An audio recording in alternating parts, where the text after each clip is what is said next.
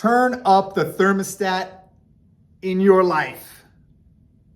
Yes, that's right. There is a great analogy of the thermostat that has been around for some time, and I've known about it and I understand it. But recently it was really brought to my attention and really kind of shoved in my face. And I thought, oh my goodness, my thermostat is too low. Because I'm trying to do stuff and I want kind of like level up here, but my thermostat is way down here. What does that mean? I'm gonna explain it. The thermostat analogy is that what does a thermostat do? It keeps temperature at a particular level. So if we have, thermostat and we have the temperature set here, if it gets too hot, then the AC kicks on and it lowers the temperature. If it gets too cold, then it'll kick on the heater. And basically, we kind of stay in that kind of temperature range, right? It'll fluctuate a little bit, but you're not gonna have these drastic swings up and down. Well, we have a thermostat for our lives. We have a comfort level for our lives. And whatever that comfort level is, we will strive to maintain it, and we will also make adjustments to maintain it. And it's a subconscious thing. This is the powerful part of the thermostat. It's a subconscious thing. Like we have programmed in our minds from the way we grew up, from society, from friends, what people have told us, the books we've read, all that stuff programs our mind and sets our thermostat. But here's the crazy thing. We don't even know, most of us don't even know we have a thermostat. So check this out. Let's just convert this to business money, okay? So let's say that your comfort level, your thermostat is set at 100,000 a year. Like at 100,000 a year, you're feeling good, and then keep in mind, the number's irrelevant, whether you weigh way more or way less, whatever number fits you, like you plug it in. And here's what happens. If you're used to that, that's where you are. That's where you're like, oh, I can do this and I can do that and I'm comfortable here, right? What happens is if your life starts going down, maybe you lose a job, maybe you lose sales, something shut down, but you start going here. Now we get into this frantic mode and we start trying to figure out, what can we do? How can I get that income back up to my comfort zone, right? A great example here is I moved up from Los Angeles to where I'm in now in far Northern California. And when I moved up, I lost like everything. It was 20 years ago or 15, almost 20 years ago. And it was during a down part of my life. It was horrible. We had like no money. We had creditors knocking on our door saying like, you owe us money. We're like, I have no money. And I was in frantic mode. And when I moved here, I was doing any and everything I could to get us back up to our comfort level, right? And I went out and got 3 jobs because I'm like, all I knew was I got to get to work and make some money. So I was in frantic mode. I went down and I got back up. But here's the interesting thing is that when we get comfortable with our, our thermostat, we're like, this is where it is. Yeah. And we start going up and we're making too much money, we will take action and bring it down. This is especially true in like sales and business, because if you're $100,000 a year salesman and all of a sudden you dip down, you're like, shoot, I'm on track for like 60,000 a year. You get out there, you're hustling, you're knocking on doors, you're making phone calls, you're doing whatever you got to do to see more people, to close more sales, to make your money. But if you were like, whoa, and you get up to 150K and you're like, it's only August, what tends to happen is that people rest on their laurels. People sit back and relax. They're like, I've already well surpassed what is my comfort zone, what is my normal, what is my expectation. And most people will then start easing up, be like, I don't need to make that call. I don't need to go into the office today. It's okay if I don't make that sale. I've already reached my thing. And all of a sudden, instead of just keeping that momentum, they come right back down. It's this weird phenomenon. So the question that I always ask is, if we have an internal, our thermostat, and and I'm set here, but I want to live a lifestyle, maybe raise my thermostat to here, right? I want to raise my lifestyle, I want everything to match that. The question is how? How do I go from there to there? That's a very important question. And how do I know that this is where I'm at? Now that's an even better question too, because you should identify where you are first, identify where you want to go, and then figure out how to get there. So I was, this one stung a little bit. I was again listening to Alex Hormozi, phenomenal business genius that he is, built something from nothing so fast.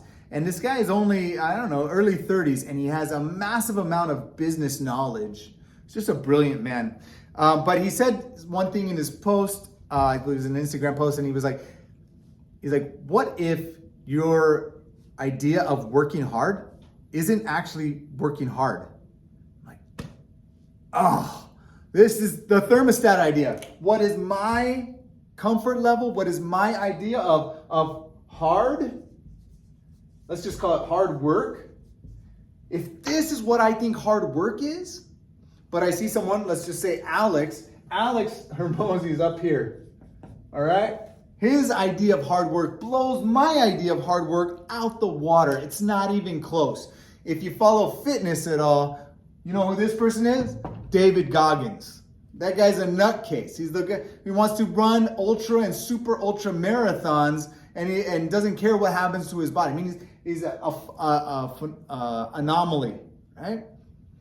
But their work ethic is so much higher than this that it's no wonder that they have the success that they have. People up here, not just Alex, but people up here. And so it's interesting because as in my position, I'll see people with a work ethic down here. And I'll see their complaints, and I'll see their, what they're whining about, and I'll see that they want something, but I can tell that their work ethic is nowhere near what it needs to be. And I'm looking at it, and I'm trying to encourage these people, and I'm trying to show the light. I'm like, you need to work more, especially when I'm talking to teenagers. Like, you got to work harder. You're not even scratching the surface. But their comfort zone and what they know to be, what they think that it should be, right? Or like, it's just so low. They don't even know. And so I just got that rude awakening. I'm over here thinking, man, I'm working hard, probably because I see these people down here. I'm like, smoking them.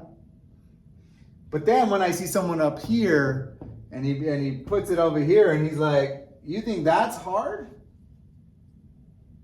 I'll give you a good concrete example.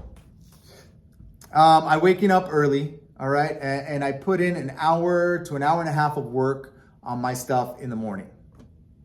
And then I do some work. Right now is like after school. So I sit here, I'm making some videos, I'm doing some work after school. And then actually in the evening time when I should be doing some more work, I'm coming up with some excuses, being tired, spending time with the family, which is good. But if I have a mission, I have to make some priorities, right? So I haven't been working in the evening time. So what's that? Maybe 2 to 3 hours. So I'm listening to Alex because Alex is a brilliant guy, and he's like, listen, you got your product, which is what I am, right? Now you got to get the message out there. And he's like this, if you don't spend 4 hours a day, and during those 4 hours, what activity should you be engaged in to drive traffic, drive people to your website to buy? The first thing is, and these were all talk to 100 people you know. Or talk to 100 people you don't know. So warm calls, cold calls, all right? Or make 100 minutes of content, social media, what have you, 100 minutes. Not 10, which is what I've been doing, 100. Or placing $100 of ads every single day, every day. So, so when I get this list from him, a concrete list of this is what you should be doing, and this is the bare minimum of working hard to promote your business. And I look at that, I'm like, Yeah, I am not contacting 100 people. Not actually very, very, very, very few. In fact, I'm not even contacting people right now.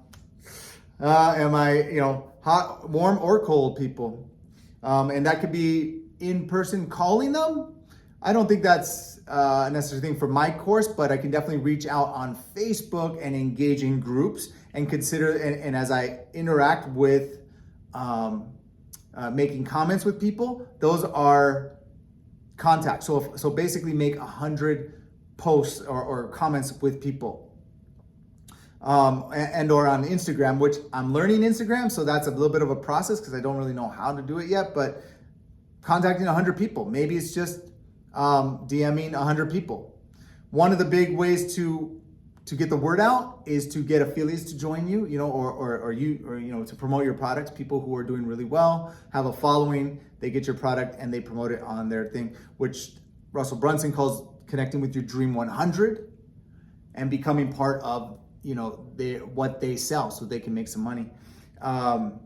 But man, if I was to contact 100 people a day, yeah, I'm like, when I see that, I'm like, yeah, how could you not be successful if you're contacting 100 people a day? 5 days a week, even 7 days a week, but even 5 days a week, that's 500 people a week, 2,000 people in a month that I would have contacted. Think I'd make some sales? Creating 100 minutes, whatever that looks like. Maybe, 1 minute reels and TikToks to 10-minute videos here on YouTube to Facebook, to lives, Instagram lives and Facebook lives, whatever it is, but creating 100 minutes of content every day. That's a lot. Or the last one is $100 of ads every day. Well, that's a tough one. If you don't have $100 of ads for every day, that's $100 ads every day, $2,800 to $3,000 a month in ads. I can tell you right now, is from where I'm at, I'm not bringing in enough money to fund that. But if I was paying $3,000 a month in ads, would I be making enough money? It's interesting. Anyway, I'm just sharing with you because I didn't realize that my bar was set so low, and I don't want to be stuck here. So the second question is, how do you raise it? One thing, and it's exactly what I've been explaining here, is you get around people that are up here. As the saying goes, and I've said it before, say it again, you can't soar with the eagles when you're hanging with the turkeys. You have to get around people who have achieved what you want to achieve, or in the direction you want to achieve, are doing the stuff you want to do. And you need to be around them and get in their psyche, listen to how they talk, and let that permeate your brain. I tell you what, Alex Hormozi, and I know I'm referencing him a lot today, but it's because I'm into his stuff right now, but he talks about $100,000 a month in income like it's nothing. That's like the beginner step. In his world, $100,000 a month is kind of a first step. He literally thinks it's the first step. And when I try to wrap my head around it, I'm like, wow, that's kind of was like my end goal. If I make $100K a month, I'm killing it. And he's like, listen, if you're not even doing $100K, you got to do this, and don't worry about all this other stuff. That's just, you're not even there yet. So first, get your first $100K. And he just speaks about it so matter-of-factly, so trivially, like, oh, it's just $100K a month. It's just $100K. But the thing is, when I first heard it, I'm like, wow, really? Just like, I feel belittled. I feel like a little offended. Like, I'm working so hard just to get, maybe 20 or 30,000 a month. But to get to 100, you make it sound so easy. Because his level is way up here. And as I listen to it more and more and more, I begin to realize how small my thinking is. And then I realize that my actions aren't, once I start shifting my thinking, like, yeah, okay, 100K a month. I got to get to 100K a month. And pretty soon I realize, well, are my actions lining up to that? No, they're not. I got to get it in gear. What do I need to do? What needs to be my normal so that I can achieve that? Like, it has to be my normal. If I'm striving every day to get the work done to achieve 100K a month, I'm going to fall off. But if my normal is working at that level I will achieve it. Like I will get there. So anyway, so this is super hopeful. And it is like, it's this weird mind game we have to play with ourselves. But if you get into it, it's pretty good. So I would say the number one thing is get people into your head to infect you, to raise your standard, because you will always come to where your standard is. You will always live in a way that is congruent with your standard. That's straight from Tony Robbins. If you raise your standard, everything else in your life changes. If health is a standard, to be a healthy I have a vision of what I want. I'm like, I will live it this way. I will be flexible. I will be strong. This is what it is. Then when it comes time to eat or not eat the chocolate dessert, I have a standard that says this far outweighs this. And my desire for the cake is not even a desire anymore. It's like, I don't really care. I don't really need it. I don't really want it because my desire is up here, because this is my standard.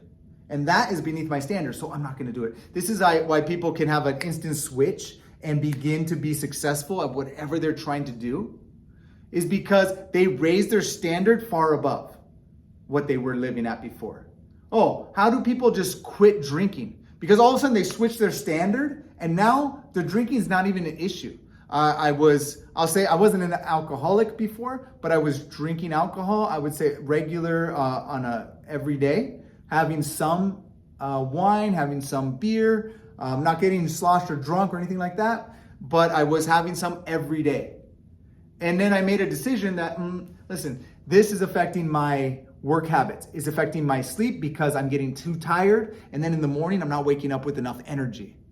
I'm like, well, and then I'm like, and I'm 15 pounds overweight and I'm not having the energy I want to work out, which is preventing me from getting in shape, which is preventing my work life. So I connected all those dots and all of a sudden I'm like, this is my vision for health, because this is what makes everything in my life better. From my relationships to my business, to my work, to just my overall countenance, my joy level will be better when my health is up.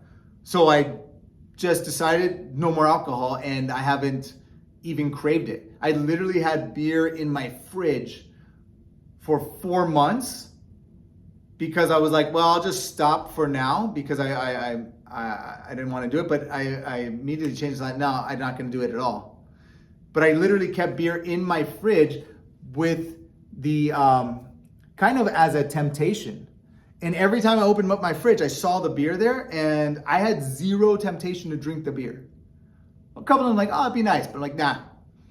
And zero temptation, because I raised my standard. So here we are, you and me now, and I'm trying to do this for work. And it is slowly going up. And listening to people like Alex Hormozi, Russell Brunson, Myron Golden, those three are some power players when it comes to starting businesses, building businesses, raising the bar when it comes to finances, thinking about money differently. Throw some other names in there like Robert Kiyosaki, fantastic Rich Dad, Poor Dad, Napoleon Hill with Think and Grow Rich. These brilliant minds about like getting their mentality into my psyche to just shift who I am, so that I don't have to try to be the person up here. I am that person up there, and my actions will follow, and my results will eventually follow too. You guys, I'm pumped. I'm stoked. I'm excited about this. This is what a game changer, to raise the standard from here to here. Game changer. Whatever it is we are trying to achieve in life, if we raise the standard, is just easier. Like the effort, it comes out. We still work harder, but the effort that I have to put in to get myself there, it's no longer that high level effort that I need. Come on, bring it.